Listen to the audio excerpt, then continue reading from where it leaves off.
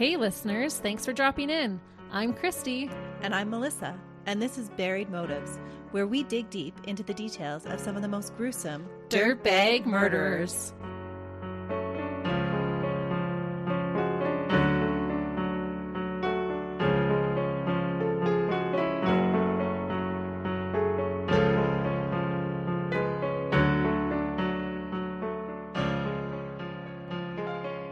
Hey listeners, Welcome back to Buried Motives. thank you for choosing to spend some time with us today. We are super appreciative, and we have another listener request for you.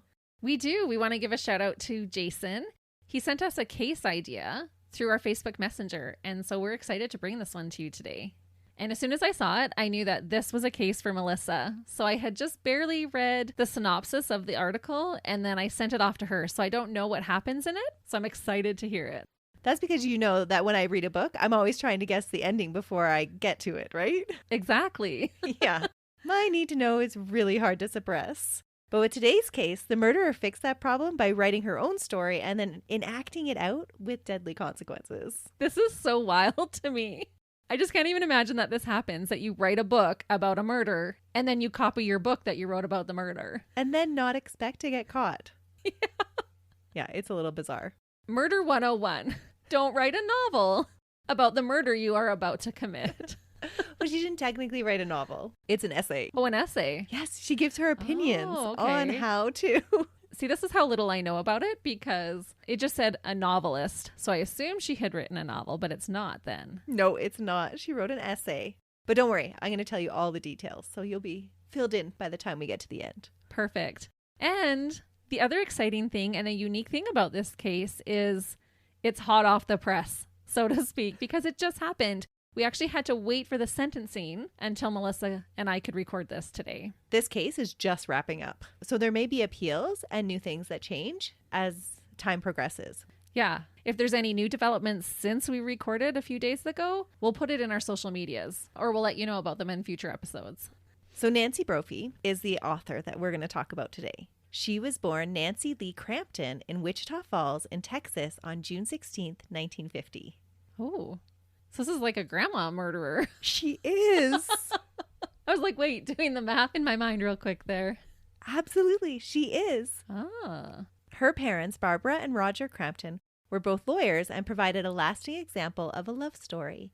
Their devotion to each other began on their first date, Gone with the Wind, when it first came out in theaters. No way. And lasted through their 51 years of marriage. Aw, it was because they went and saw Gone with the Wind as their first date. Yes. How iconic is that? I thought that was so awesome.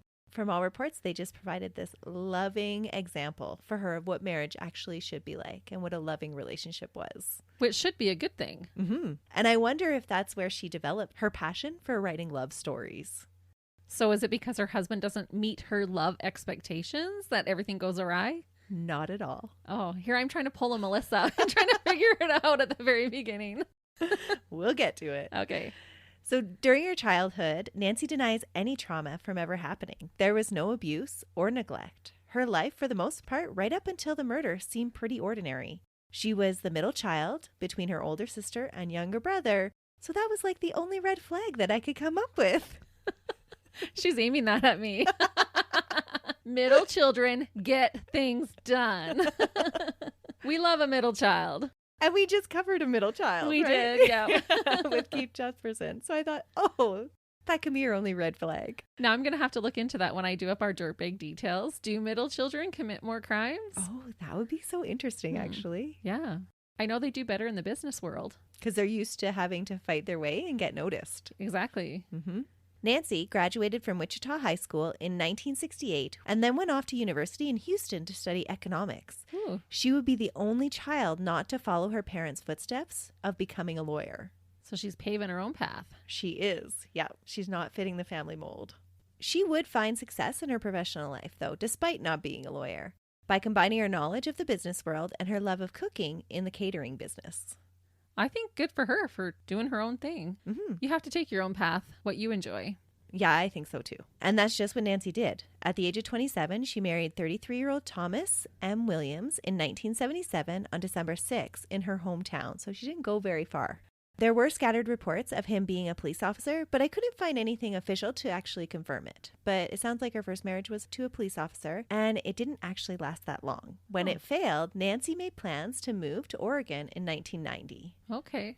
Once settled in Oregon, she became a student at the Western Culinary Institute, which would later become Le Cordon Bleu College of Culinary Arts. Ah. It was there, during her first day of classes, that she met Daniel Brophy, a new instructor at the institute. The two developed a friendship during their student-teacher exchanges, despite Daniel being married. I bet she got an A in that class. I don't want to make any speculations, but... What's that song? Hot for Teacher? I don't know if that's actually how it went down. But their friendship did continue through his divorce in 1994. And in 1999, the two had a very large wedding ceremony. Oh, so wasn't necessarily a scandal. No. Okay, good. They had just met when they were student and teacher. Okay. And they had shared a friendship. So it wasn't really like a Mrs. Robinson scenario. No, I'm not really sure it was like that at all.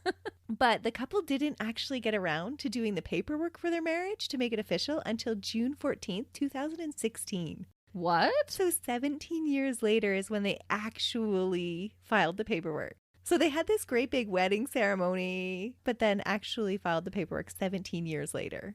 So then when are they technically married? The day that they got married or when the paperwork is filed? Well, when the paperwork is filed was their official wedding date. So they were shacked up for 17 years after their wedding. That's right. That's hilarious. I'm not really sure what went on there. If it was just like a big oops or... I thought I was bad at procrastinating. So after their wedding ceremony, so back in 1999, Daniel continued to teach at the Institute, and Nancy operated a very successful catering business in the Northwest Portland area called Chef de Jour Catering. In 1999, her taxes showed her business making about $500,000. Oh, that's fantastic. Mm-hmm. She was quite successful, and that's almost 10 times what Daniel was making teaching. So she was the breadwinner of the family. And this was 1999, so that would be worth even more than what it is today.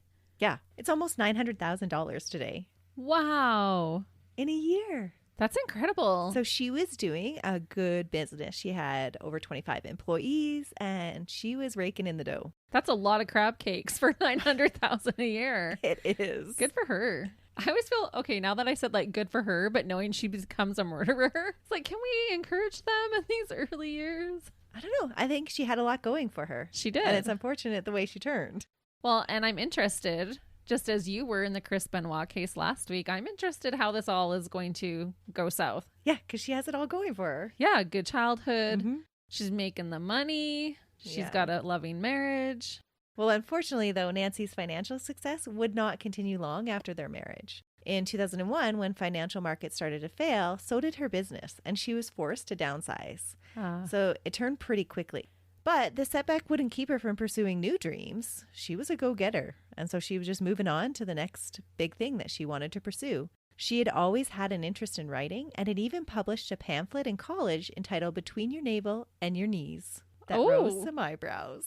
Ooh la la. Yeah. Nancy is progressive for her time. Yeah. Well, she just had a knack about coming up with these titles that were eye-catching. Yeah, I'd say Between Your Navel and Your Knees. When people asked her what the pamphlet was about, she would kind of give her a little eyebrow raise and be like, well, what do you think? She was a character. Sounds like it. Yeah. In 2011, she renewed her passion and started a blog and began working on a series of romantic suspense novels. That's the best of both worlds, romance and suspense. She wrote stories that involved star-crossed lovers and the trials that would keep them apart. Nancy self-published her first novel called Hell on the Heart and would continue to release books until 2017. Even though she was pretty clever with her titles, overall she had pretty minimal success with her writing. Oh. Yeah, it was too bad, but her titles were very catchy. So did she kill her husband so that she would get a lot of publicity for the story that she wrote? That's actually one of my theories. Really? Yes, because now I want to go and read her books. How many of her details did she hide in her books? Yeah. Mm-hmm. But then you don't want to support her because she was a dirtbag and murdering her husband. That's right. And so that's particularly why I didn't purchase her books to read them. Yeah. Yeah. And it makes you wonder, how does an author decide on which themes and topics they want to write about anyways. And where does she get all of her juicy romance ideas from? Was she just that woman that had a really active imagination? Or Dan was just a really big inspiration in bed? Well, I think she's got some juicy in her because of her pamphlet title that she had just published before. Yeah, she was just a cheeky woman, right? Uh-huh. But it does make you wonder, like, how does an author decide? It's whatever suits their fancy, right? I think a lot of that has to come from your imagination because there's no way that you've lived all of these different things that you write about. Well, in her case, hopefully not, because mostly she writes about murder. Yeah, maybe she's a serial killer. And this is just the first one we're finding out about. No, I don't think so. Oh, okay. But Nancy and Dan seem to have a pretty idealistic relationship if you listen to their friends and their families' reports. They both were pursuing careers that they enjoyed and spending time on hobbies that challenged them. For Dan, that was harvesting wild mushrooms and growing herbs, and he would sell them to his students. Now I know where she's getting her ideas from. He was not a drug dealer. It was the magic mushrooms. That is not how it sounds. He was a chef. Okay, but listening to you, you're like, I don't know where she gets all her ideas from. But her husband had this hobby where he grew mushrooms. I'm like, ding, ding, And ding, herbs? ding, ding. Yeah. I think I know where she got her ideas from. No, that was not how it was. I had to make that jump, though. Come on. As soon as I was telling you it, I was like, oh, this is how she's going to interpret that. Nope, that's not how I meant it. And be honest, listeners, were you thinking the exact same thing? Yeah, totally, probably. Yeah. But no, Dan was a chef, and so he enjoyed collecting mushrooms for his meals, and he would grow spices and herbs in his gardens to sell fresh things to his students to teach them. No different than us growing our gardens every year then. Yeah, that's right. And so that was his hobby. He really, really loved, that organic gardening, out in the wild stuff. And Nancy had her writing. So they were just jiving as a couple. There were no signs of domestic violence in the marriage, and most people noted that Dan and Nancy shared fondness and admiration for one another. They were affectionate towards each other, and they rarely quarreled, despite the opposite personalities that they were both described as having. So family members and Nancy would describe them as polar opposites. Dan was quiet and loved to be up early. He enjoyed working outdoors and raising chickens, and had this very dry sense of humor. In the kitchen, he was strict but fair with his students and inspired them to push themselves. Nancy was the chatty one, who preferred to lounge in bed and write all morning. While both she and Dan were trained and enjoyed cooking, he handled most of the meal prep in the house, and she handled the organization and the running of the house. So they had very distinct roles in their house. And it seems that they had very distinct areas as well. They kind of kept to themselves. Dan had a room downstairs, and Nancy had the master bedroom upstairs. The area that she considered hers was kept clean and orderly, and other areas that were considered Dan's domain, they were a little bit less tidy. Oh, so she would only clean her part and he would clean his. Yeah. That's interesting. So they almost live like these two separate lives in their home. Okay. Do they have children? Hopefully this isn't offensive, but to me it sounds like a house that doesn't have children. No, they don't. Otherwise your kids are running amok and making all the areas of the house messy. That's right. Especially when they're little. You don't get your own area when you No. have children. No, he had a son from his previous marriage that he was estranged from for quite a long time, up until that boy was about 21 years old. Okay. And he started to develop a relationship with him once he had turned 21. But up until that time in their marriage, it had been just the two of them. Okay. Mm-hmm. It sounds like a pretty good life right now, though. Yeah, they're both doing their things, but Yeah. they mesh really well. Opposites attract. That's what they say anyway. Mhm. But it sounds like they still did lots together. Yeah. Sounds great so far. And it wasn't official that he slept downstairs, but most people agreed that his room was downstairs and Nancy kept their master bedroom pretty much to herself upstairs. So they didn't always sleep together. So maybe it wasn't quite as hot and heavy as the romance that she was writing about in her books, but it was a nice, steady, dependable relationship. Right. But a lot of couples, especially as they get older, have separate rooms. Oh, So absolutely. that didn't raise a flag for me, to No. be honest. They lived in the same house their whole 26 years of marriage, or the whole 26 years that they were together. Right.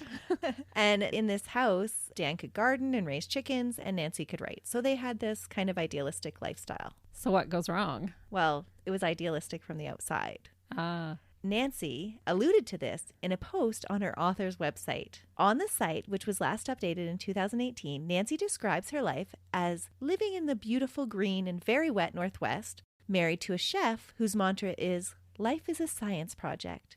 As a result, there are chickens and turkeys in my backyard, a fabulous vegetable garden, which also grows tobacco for an insecticide, and a hot meal on the table every night. She ends her description with a caution for those that view her description as idealistic, saying, "For those of you who have longed for this, let me caution you. The old adage is true. Be careful what you wish for. When the gods are truly angry, they grant us our wishes." Ooh. Dun, dun, dun. That's ominous. Is that not so ominous? It really is. And I thought, oh my goodness, if my spouse wrote this on a website for the whole world to see, doesn't this sound like she's not happy with her life? Yeah. I'd be like, well, what the heck, honey? Exactly. I'd be like, what do you mean by that? I'm growing a special herb to put in your dinner tonight. Man, I would love a man to cook me dinner every night. Well, that's what I was thinking when you were reading that. I'm like, this does sound fantastic. And then she's like, if you're thinking this sounds great. And I'm like, oh, she's talking to me now.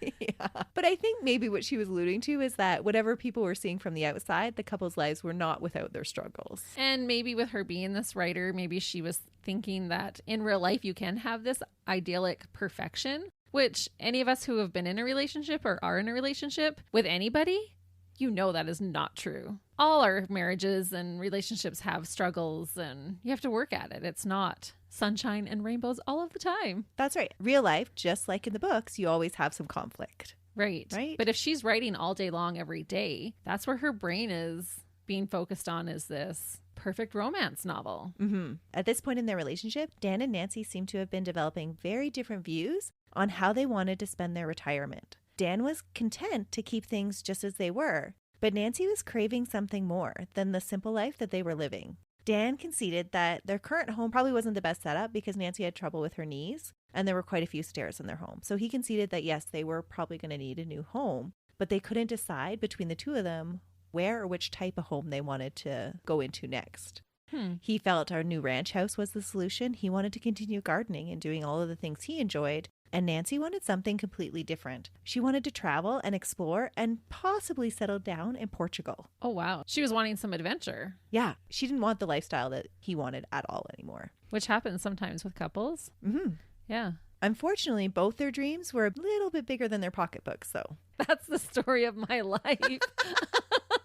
All my dreams are bigger than my pocketbook.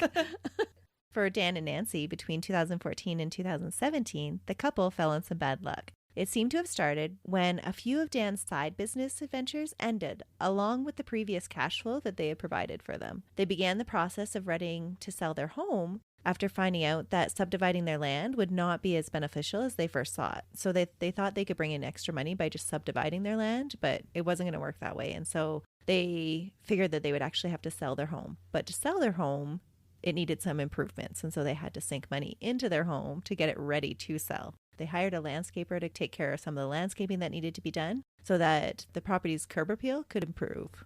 I'm surprised Dan wouldn't have done that. Sounds like he has a green thumb. Yeah, I think it was just too overwhelming. It sounded like their property was a little bit more run down than he could handle. Okay, that makes sense. Yeah. During this period of time, the couple also faced numerous medical and vet bills in quick succession, which left them with a considerable amount of credit card debt as well. They had also borrowed $50,000 from Dan's dad for Nancy to open up a sandwich shop, and they had been unable to pay more than 25% of that back. Oh. And Nancy had financed the publishing of several of her books that were not selling as she had hoped. So instead of having a publisher publish them, she had fronted the money to have them published herself. Their mortgage was in arrears, and things were getting a little bit desperate. Yeah, that's making me panic just hearing about it. Debt kills you. Mm-hmm. That is such a strain. It is on any relationship, whether it's a good relationship or a bad relationship. And it's just an ongoing stress. Like when you're in debt, that is weighing on your shoulders all the time. There's no reprieve from it ever. Mm-hmm.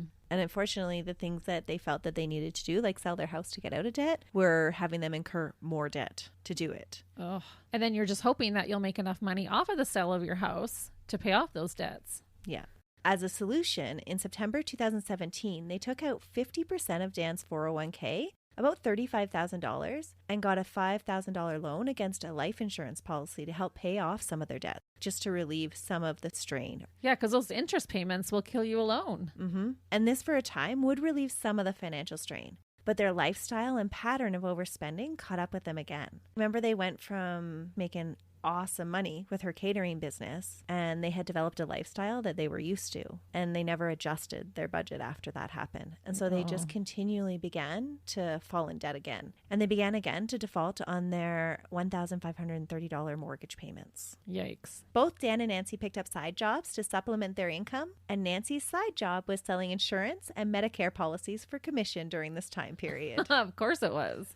Just when life looked like it couldn't get much worse for Nancy and Dan, their romance turned to a tragedy. On the morning of June 2nd, 2018, at 9:54, a friend called Nancy to say that there was an incident going on at the Oregon Culinary Institute where Dan was at work for the day. Nancy tried calling his cell, but no one answered. She called him again and texted him, but still no answer. Nancy's first reaction was to stay away and let the police do their job. She told her friend that Dan would tell her later about what had happened. She spoke to her mother-in-law shortly after that about the incident that was going on, and she was encouraged by her mother-in-law to go down to the school and see what was going on. She would arrive at the school at 10:28. It was there at the school that Nancy was informed by a police officer at 10:47 that Dan had been shot in his classroom that morning and had been declared dead. What? He had been shot twice. The first shot from behind had passed through the spine into the heart and left lung, probably paralyzing him. Oh my goodness. The second shot entered the front of his chest from close range and went directly into his heart as well. So one from the back and one from the front? Mm-hmm. So there was two shooters. When he was shot in the back, he fell onto his back, and then the shooter came and stood over him and shot him in the chest. Just like in the movies, kick them over by their shoulder so you can look in their eyes when you kill them. Yep. Ooh, that's cold. So cold. When his students found him shortly after, he was pale. They attempted CPR, but it wouldn't revive their beloved chef. The crime scene was processed, and besides the 2 spent 9mm shell casings, everything else was in order in the classroom. There were no signs of forced entrance, and nothing appeared to be stolen based on the inventory given by the school officials. Dan's wallet was still in his pocket, with all of the credit cards accounted for, and $77 in cash. His truck keys and cell remained on the counter where he had dropped them when he had entered the classroom. His pocket knife was still clipped to his pocket. He had made no move to protect himself from the person that shot him.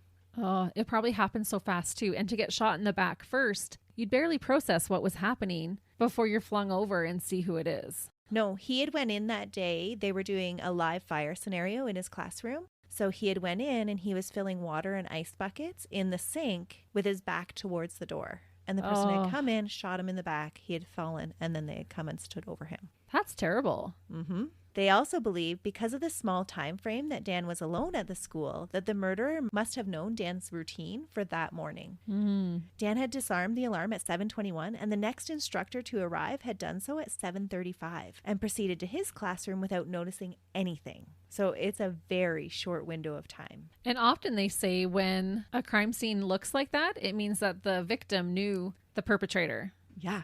So she kills him for the insurance money. Yeah. She has lawyers for parents. She was married to a cop. She's enthralled with anything with police work. And so she tries to get away with it. Oh, for sure. You would start to feel almost confident that you could. Oh, and she is very confident that she could. During the death notification, police question Nancy about what she remembers from that morning. She tells them that she woke up around 6:45 when Dan was having a shower, but didn't get up out of bed. She remembers Dan collecting towels in a bucket to clean up some water from a leak that she had discovered the previous day, and that he had left the house after that while she stayed at home and had not gone anywhere the whole morning.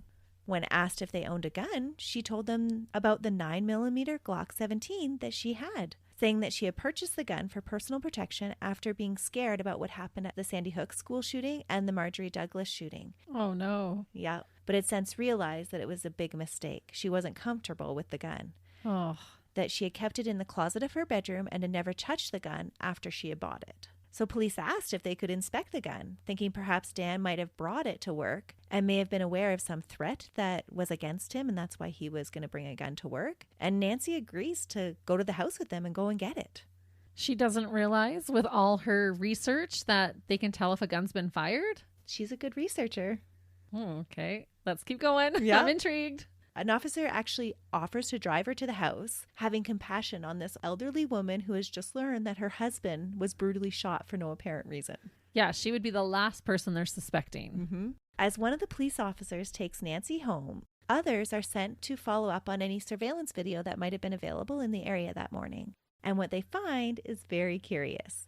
The van that their colleague just drove Nancy home in shows up driving past the school that morning, after she had said that she had never left the house. Later, when they pull the video footage from the surrounding areas, they see Nancy's van circulating the area repeatedly. Based on videos from nearby businesses and a Max Light rail platform, police learn that Nancy drove into the downtown area in the vicinity of the school at 6:39 that morning, almost an hour earlier than the arrival of Dan's white pickup truck, which is also caught on the surveillance footage. Yeah, so she's getting caught in some lies here. After 7:08, the van is not seen on any of the cameras again until Nancy is seen leaving the area in her minivan at 7:28, which is caught on the Bellagio's pizza camera from the interior of their store, indicating that she had stayed in the vicinity of her husband's classroom for that 20 minutes. Yeah. It's kind of interesting that criminals don't think about how you're probably being recorded, because nowadays, anywhere you go, everyone has a camera. Right. Yeah. But she seems super, super smart, just not as up to date on what technology is these days. But she's not tech savvy. She is tech savvy, but just not up to the level that the police are. So she knew that there were no cameras in the school. She knew where to park, that the school cameras wouldn't pick her up. But she wasn't thinking about the surveillance videos that other stores would have inside their stores. Yeah. And so the police got all of those cameras and they're watching through the front windows of businesses. And that's how they catch her van going through. So it's not necessarily the cameras that she was expecting and she was avoiding. Right. That she was caught on. Smart police work. So smart. So the police put in a call to the officer that's with Nancy, and they ask them to send photos of the van to confirm that it's the same one. And because of a large mark down the side of the van, they're able to confirm that, yeah, this is the same vehicle. Get your vehicles fixed, because it's like a birthmark or a tattoo. It'll set you apart. Yep. Nancy's a little perturbed by the officer taking photos of her van, but she has no qualms about handing over her gun to the police. It's still in the original box, like Nancy said it would be. But when police open the box, their expert eyes notice that while everything looks to be just where it belongs, the barrel of the gun doesn't look like it's seated correctly. The police go to the neighbors to confirm Nancy's claim that she was at home looking for her dogs that morning. And the neighbors confirm that shortly after 9 a.m., Nancy showed up at their house very upset and frantic, looking for her dogs that had run off. They probably hadn't even run off. She just wanted an alibi. They had never seen the dogs that morning at all. But her cell phone GPS did not show it leaving the house until shortly after 10 when she went to the school at her mother-in-law's encouragement. So she left her phone at home? Huh.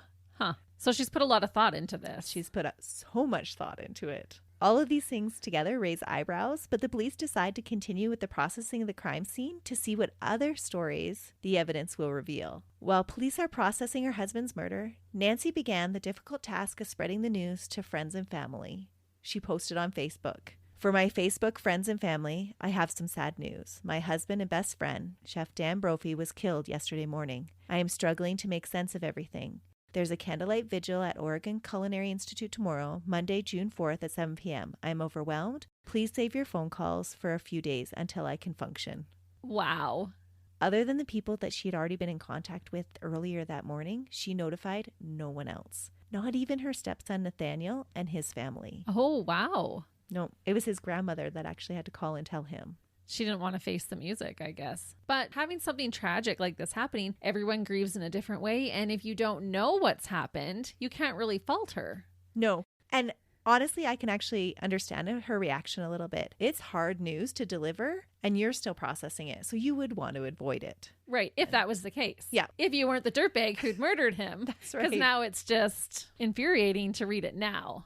Because how sad are you actually? No, you're probably freaking out and trying to stay low. You don't want anybody to notice that you're acting off. Right. And so until she can calm herself down and start to act normal again, she's going to keep everybody away. And it's the perfect ruse. It is. Because no one's going to question that. No. A grieving wife wanting time alone to process things, no one's going to question and get things in order, figure out. Well, I'm sure she already has her next steps already planned. Well, I think this is where it kind of falls a little bit apart for her, because over the following days, her behavior continues to raise even more eyebrows, especially those of the police officers investigating the case. She appears very collected in public to the police officers. Friends, too, notice that she's not really that upset, but they actually just chalk it up to Nancy being Nancy. She's always been that kind of stiff upper lip person and very seldomly ever expressed emotion in public. But on June 4th, a workers' compensation claim was submitted because Dan's death had occurred at his job site.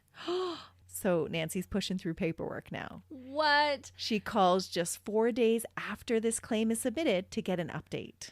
I would not have even thought about workers' comp. Like, you think of life insurance, but she's like, oh, I'm going to kill 2 birds with 1 stone. I'll murder him while he's at work. Then I get life insurance and workers' comp? Well, remember, she was selling insurance and that's Medicare. Right. And this workers' compensation claim is hundreds of thousands of dollars. I never even thought about, like, getting murdered at work, that being a claim. Like, injury causing death at work, sure, but I never even thought about murder at work.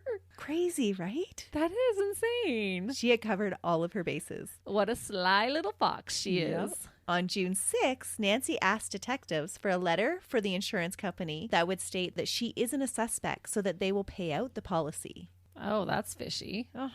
Now alarm bells are really ringing for the cops, and they start to investigate Nancy for the murder of her husband. Yeah. Now, as we cover this next part, remember how we always joke about what it would be like for somebody to look at our browser histories? Yes. For Nancy, that would really be the start of her downfall.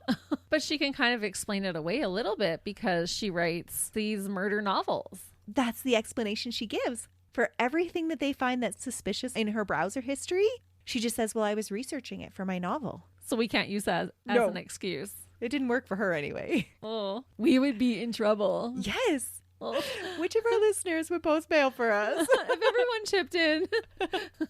So what police found was that on November 27th, 2017, there were searches done on a laptop that was in their home looking for ghost guns. Ghost guns are guns that are bought, disassembled in a kit, and then they're put together by the user. Because they are put together after they are purchased, they have no serial number and are pretty much untraceable. What? Mm-hmm. How? That is insane. You can look it up, and you can find websites that will sell you ghost guns. I'm not going to look it up because I don't want that on my search history too.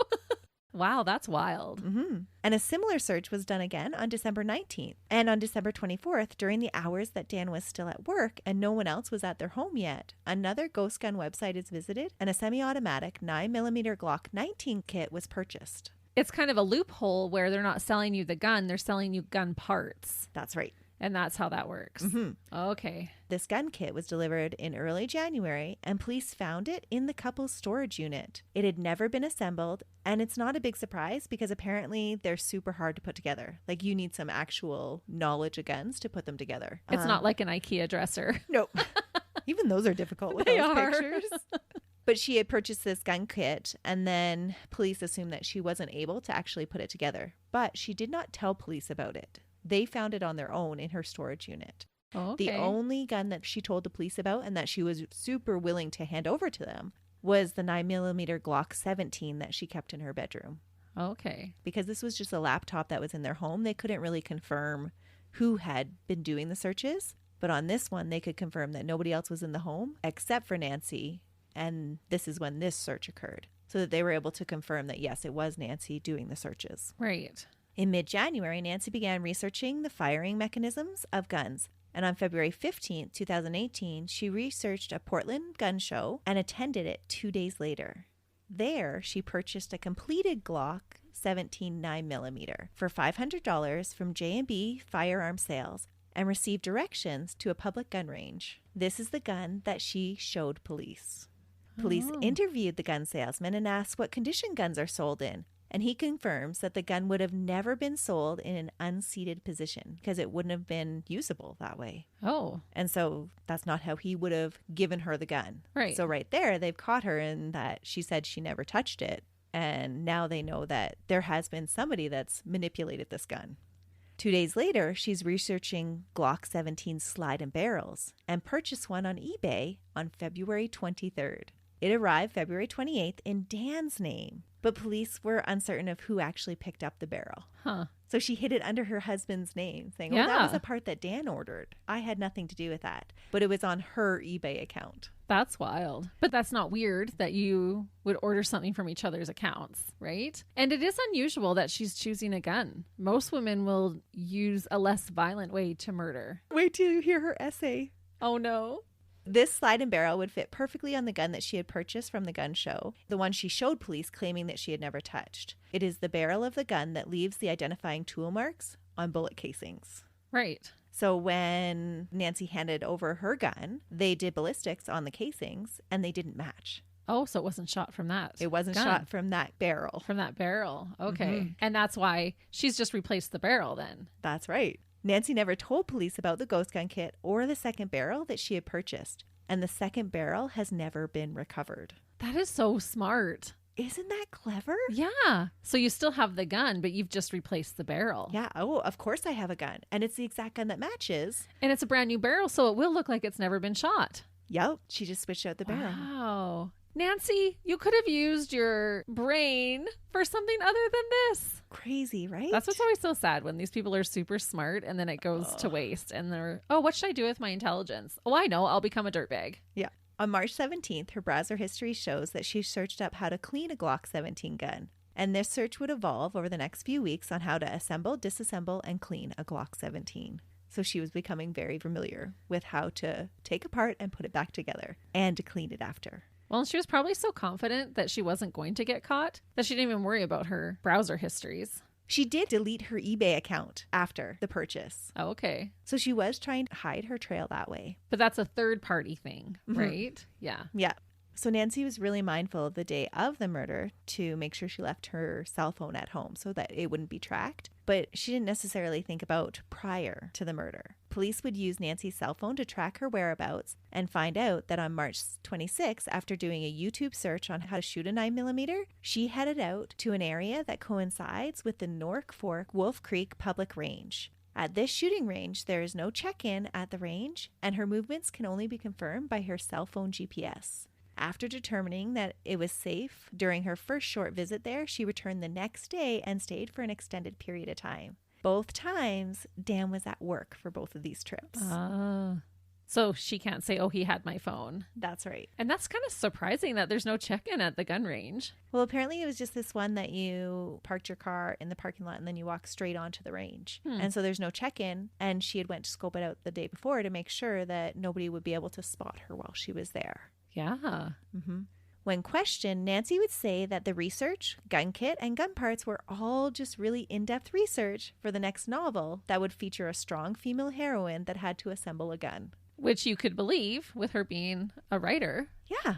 As for motive, it was not a big secret that Dan and Nancy's finances were a little bit of a hot mess. But when forensic accountants reviewed it, the police learned that while their mortgage was going unpaid, Nancy was continuing to pay out over $1,000 in insurance premiums each month. Whoa. That's a lot of money. Yeah, when you're not being able to pay your mortgage, that's crazy. For several insurance policies. Nancy had sold herself all of these policies and was the sole beneficiary on every single one of them. Oh, insurance policy cases are the worst. Because you're really putting a number value on somebody's life. Like you can understand, not that we condone, but you can understand a revenge killing or a domestic abuse, like self-defense or, you know, all these other things. But insurance, it just seems like such a wasteful murder. Not that there's a good murder, but do you know what I mean? It seems so senseless. Like, don't kill someone for money. Change your situation. Yeah. The fact that you can get to an amount where you're like, yeah, that's enough. I'll kill him for that. And sometimes they're not even huge amounts. Like you haven't told us yet what Nancy's amount would be, but sometimes people will kill for $10,000, $20,000. And it's just crazy that they would put that value amount on someone's life whom you're married to and you've shared this life and have had loving moments with. Exactly. So police also learned that while the deed of the house was in both Nancy and Dan's name, the mortgage was held only in Dan's name. So police guesstimated that the sale of their house would leave Nancy with about a $350,000 profit. Just the sale of her home. Not including the other policies. In total, Nancy stood to gain just over $1.5 million. That's not too shabby, Wow. right? That would set her up, especially at 72. Mm-hmm. $1.5 million would go a long way. Enough to pay off debts and much more than she was making with her writing. Yeah. So are you ready for the biggest plot twist? Yes. For those that believe Nancy was the loving and doting wife, there was an essay that police found was written and posted by Nancy. In light of the suspicions surrounding her, the essay entitled How to Murder Your Husband was an eerie commentary on Nancy's musings about how to get away with murder. What? She even titled it How to Murder Your Husband? Uh-huh. Oh, Nancy. Even if it was posted 7 years before the actual deed was done, still very, very suspicious. Yeah, Mhm. absolutely it was. In 2011, when Nancy had started her novel, she also started writing essays. These essays she would submit as writing samples in order to apply to writing groups. And she would sometimes post these submissions on her website. On November 4th of 2011, she posted one where she outlined 5 motives for murder: financial, cheating, falling in love with someone else, an abuser, or as a professional. And then she gave suggestions on weapon types for the killings, including guns, knives, strangulation, poison, or hiring a hitman. And of course, she addressed not getting caught because orange jumpers were not her thing. Are you serious? You have to read this essay. It is the craziest thing ever. And why would you ever want to encourage murder? It's just so crazy, right? Was she doing it for the shock value or? I think so. If you go back to that first publication, she published it just to be shocking. That's true. Mhm. The navel to knees thing. Yep. In this essay, she admitted to spending a lot of time thinking about murder and the police procedures that would lead to getting caught. The first motive she lists for murdering your husband was financial gain. She commented that to pull off this particular murder, you would have to be organized, ruthless, and very clever, because the spouse would always be the first suspect. She wrote that divorce is expensive. Do you really want to split your possessions? Oh my goodness. Nancy. And when you publish something like this, it's like you're accepting murder. Like you're encouraging people to do it. This is a viable option for your problems. Yeah. And this is why. Why take half when you can take it all? Exactly. So followed by that admonition, she suggests that a cruise ship would be the ideal location to get rid of an unwanted husband. Because you can just throw him over the edge. That's what she said. Oh my goodness. Nancy even went as far to comment on the weapons used, saying, guns, loud and messy, and they require some skill. Knives, really personal and close up. Blood everywhere. Ooh. You're ooh. It was such a cheeky post. That is. That was her reasoning of why a gun would be kind of better. You would require some skill, yes, but a knife would be too up close and personal, and there would be so much blood that she was just not interested in. And as a woman, if you're trying to kill your husband with a knife, he can likely overpower you. Yeah. For most of us women. So it was a cheeky post with a title and a subject meant to raise eyebrows, similar to her first college publication. Her books would also feature catchy titles like The Wrong Lover, The Wrong Husband, and Girl Most Likely To. Wow. She's been stewing on this for a long time, it sounds like. Those are all super leading titles in hindsight. Oh, absolutely. Right? It's just so mind-boggling that she's writing about all of this stuff and that she's going to do it.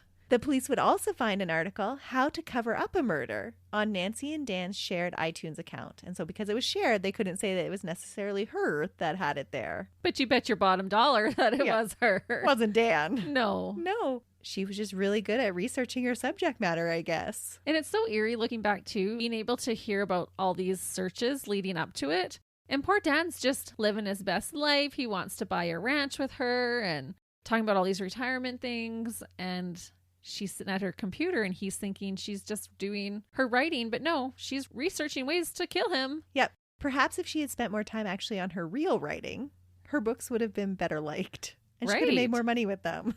Touche. So while police had no hard evidence to connect her to the crime, there was just way too much circumstantial evidence to ignore. On September 5th, 2018, just 3 months after Dan's death, police arrested Nancy and charged her with second-degree murder. When they put the cuffs on her, she stated matter-of-factly, I guess you think I murdered my husband. No duh, they're putting cuffs on you. Yeah. You think, honey? Nancy was held at Multnomah County Jail, and her arrest came as a shock to all of Dan's family. In the months since his death, she had maintained her relationships with all of them and hadn't distanced herself at all after the funeral. She would call and text Dan's parents and even had visited them on a weekly basis. And just how sick to your stomach would you be knowing that you have comforted this woman after the tragic death of her husband? Well, I just thought, how cold-hearted is that? How could she go and chat like she had done nothing? Yeah. Visit time and time again, see firsthand their grief, and not cave in to tell them the truth or just run away. Yeah. Right? To keep up that facade, that's really cold. That is really cold to face that because most people could not. No. After a lengthy delay, mainly because of the pandemic, her trial began in front of a jury on April 4th of this year. During the delay, Dan's son, Nathaniel, filed a wrongful death suit against his stepmother for $1.7 million. Good. Clearly declaring his belief in her guilt. Yeah. Mm-hmm. And this is so recent. So this is of this year, like just a couple months ago. Yeah. At trial, the judge did not allow Nancy's previous essay to be admitted as evidence. What? No, he said that any minimal probative value of the article written that long ago is substantially outweighed by the danger of an unfair prejudice and confusion of the issues. So he wouldn't allow the jury to hear it. Nancy continued to try and spin a tale, claiming that she had never told police about being at the school the morning of the shooting because she had suffered from shock-induced retrograde amnesia that erased her memories the morning that her true love died. Are you kidding me? Is she a romance novel writer or a soap opera writer? Exactly. Right? That's a pretty good stretch, but you could see how she would use that. Mm-hmm. The jury didn't believe the author's story about amnesia, nor did they buy her explanation that she had purchased an unregistered ghost gun kit and an alternative barrel for her 9mm pistol as a prop for inspiration for her next novel. They didn't believe her story about the only gun piece that police believed would tie her to the crime had been mistakenly lost in a move and not purposely destroyed. Oh, absolutely. When you and I are researching these cases, we are not ordering all of these weapons so that we can talk about it better. No, we're just wrestling with them. Yeah, well, you are wrestling. Well, those are your own weapons already, but but we just do a little research and that's it. Yeah. Right? We're not having to order in all of these different things. No, but she researched very thoroughly for her novels. Nancy's lawyer did present an alternative story that Daniel had been the victim of a robbery gone wrong by a homeless stranger, and that Nancy was too smart and too much of a planner to have left such an obvious trail that led to her.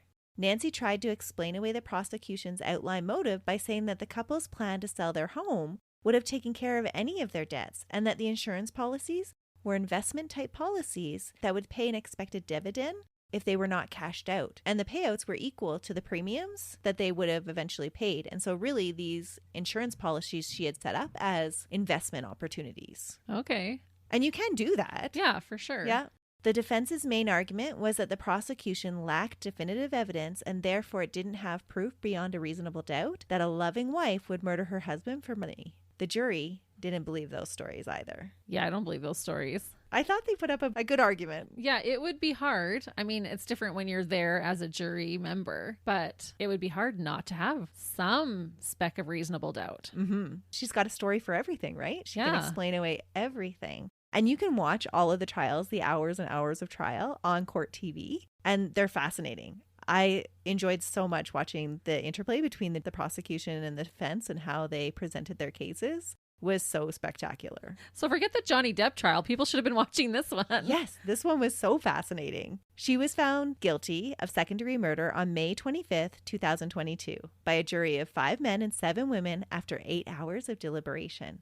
Despite all of her musings of getting away with murder, Nancy was undone by a large amount of circumstantial evidence that was left in the absence of direct evidence linking her to the crime.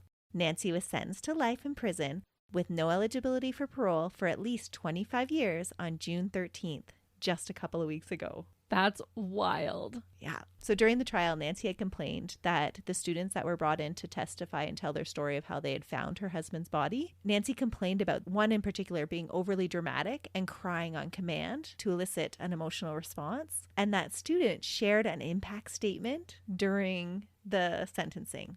And she said the image of how she found Dan's lifeless body was still vivid with eyes that she just cannot forget. She said, his eyes were green and they were utterly heartbroken because he knew who had done this to him. Yeah, she made a point of looking her husband in the eyes before she ended his life. She stood over him. Yeah, and how traumatic that would be. Especially this being her professor who she liked. He was her mentor. Yeah. Mm-hmm. And Nancy, all she could think to say was that, oh, they're just overly emotional. They're just crocodile tears. No, honey, you just scarred these people for the rest of their lives. Mm-hmm. So I'm happy that you are now spending the rest of your life behind bars. Yeah. Nathaniel Stillwater, so Dan's son, made a statement as well at the sentencing hearing. He said, "You executed my father in an act of cold-blooded, premeditated murder.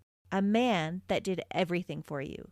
Cooked your meals, washed your clothes, accepted your sedentary nature, supported your failed endeavors, and brought you into the warm embrace of our family. Your payment for decades of dedication, trust, and love, plot his murder on Christmas Eve in the presence of his parents and his grandchildren." Wow. Because she had bought the gun on Christmas Eve just before everybody came over to their house. That is so cold-blooded. Like, does she have a heart? She was very stoic during the trial. There wasn't a lot of emotion coming from her at all. Wow. But then people kind of chalked it up to how she was raised as well. She just was never an emotional person. But then you start to think, oh, is that maybe some of that psychopath personality coming out, right? And maybe because Christmas Eve, like Christmas is usually a time where even if you're having troubles in your marriage, Christmas, it can rather be a huge stressor, or it can be a time that you kind of come together even just for that holiday. Yeah, not Nancy. She was ordering guns to kill her husband. Guess what you're getting for Christmas, honey, is what she was probably thinking as she's ordering it. Yeah. I think the most chilling thing she wrote, when considering the context of her murderous portrayal, was found in her author's biography. She writes, "Writers are liars? I don't remember who said that, but it's not true. In writing fiction, you dig deep and unearth portions of your own life that you've long forgotten or have purposely buried deep." And how true that proved to be. 100%. Well, they do say, write what you know. And that's what she was writing about. And that is the case of the organized, ruthless, and not so clever storytelling dirtbag Nancy Crampton Brophy. I wonder if she could have predicted the end of her own story. Did she think she was going to get caught? I don't think anybody thinks they're going to get caught. No. When they commit a murder, or else you probably wouldn't. Especially she will likely, being 72 right now, being sentenced. The likelihood of her getting out is almost none. Yeah. And prison life is hard on a person and usually lowers your life expectancy. It was shocking, actually, to see the change from her first trial appearances to her one on the 13th. Yeah, after spending 4 years in prison already. Yeah. How much she's already failed. For sure. So she actually tried to get bail during COVID, saying that she was at a higher risk for catching COVID being incarcerated, and that should be why she was allowed to actually serve her time at her home so that she would be protected. And the judge was like, no, you can stay in there. Yeah. If you die from COVID, that's one less meal we have to pay for every day. Yeah. No. Not to sound heartless, but sorry. Oh, she was so cold-hearted. Yeah. Yeah. And do you think her actual motive was to increase her book sales? No, I think money was her motive. Yeah. But I think it probably did cross her mind because it seemed like she was crossing all her T's and dotting all her I's. And I feel like she must have thought about that. Well, I just find it so interesting that there's so many like little details in her books that actually she did in real life. That is interesting. Mm-hmm. Yeah, well, she says right there, you write what you know, or that it's part of your life, what you're writing. Yeah, and what she was envisioning and thinking about. And her essay where she said, "I've spent a lot of time thinking about murder and the police procedures and how to get away with it." Yeah, interesting. And she probably learned a lot from her first husband, being a police officer. Yeah, it makes you curious. So like I said, I couldn't confirm officially that he was a police officer, but if he was, that would just give her even more insight. Yeah. To how those procedures would run. And more confidence that she wouldn't get caught. Mm-hmm. She was pretty clever with changing out the barrel of the gun and, leaving her cell phone at home. And it sounds like they didn't find any super hard evidence. There was none. She wore gloves. There was no fingerprints left. There was nothing. She worked in that super, super tiny time frame that she had to be in and out. She knew certain spots of where not to park around the school so her van wouldn't be seen. And she knew to run back and establish an alibi with her neighbors as soon as she could get back. Yeah. Well, this is the tale of the woman who almost got away with murder. Yep. That's what she should retitle her essay. How to almost get away with murder. It's not something we recommend, listeners. No. Especially right now, as with inflation and the raising of prices, murder's not the answer. No. We can figure something else out. It doesn't work out. But even with all of her research and preparing, I always find it so fascinating that even she didn't know enough to just wait to claim the insurance. I know. That is the downfall for so many. Like the next day, sometimes they're filing for the insurance. Yeah, they're just so greedy. Yeah, it's a total red flag. Mm-hmm. And most people, okay, if this is your love of your life, who you said on your Facebook post, the love of my life has been taken tragically, blah, blah, blah, blah, blah. But how much money am I going to get? Let me just, take the time now. It took her 17 years to file her marriage papers. And what was it, 4 days? 2 days. 2 days? 2 days to put in that workman's comp. That makes it so hilarious, actually. 17 years to file your marriage certificate, your marriage papers, but 2 days for the insurance. Yep. Yeah, it shows where, when they say actions speak louder than words, even though she's an author, her actions are speaking louder than her words even. Absolutely. Oh, Nancy, honey. Well, listeners, choose your actions well this week. That's right. And we'll be back next week with another case. Be safe out there. See ya. Bye.